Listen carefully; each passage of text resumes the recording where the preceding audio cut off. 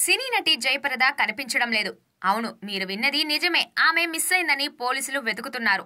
ఇంతకు అసలు విషయం ఏంటంటే, జయప్రదపై నాన్ బెయిలబుల్ వారెంట్ జారీ చేసింది కోర్టు.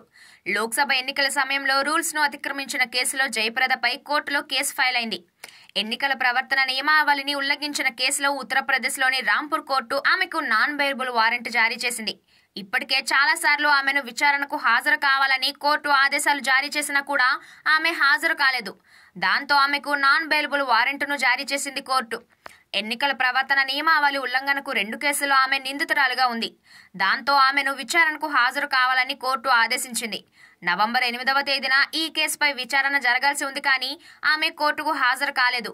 ఆ తర్వాత కేసును నవంబర్ 17వ తేదీకి వాయిదా వేసింది కోర్టు. అయినా కూడా ఆమె కోర్టుకు హాజరు కాలేదు. డిసెంబర్ నెలలో హాజరు కావాలని జయప్రదకు సీరియస్ వార్నింగ్ ఇచ్చింది కోర్టు. అయినా కూడా ఆమె లెక్క చేయలేదు. ఎట్టి పరిస్థితుల్లో జనవరి 10వ తేదీలోగా ఆమెను కోర్టు ముందు ప్రవేశపెట్టాలని పోలీసులను ఆదేశించింది కోర్టు. దాంతో ఆమె కోసం పోలీసులు గాలిస్తున్నారు.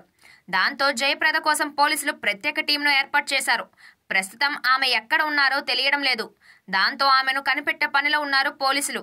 ఇప్పుడు ఇదే న్యూస్ కోలీవుడ్లో వైరల్గా మారింది.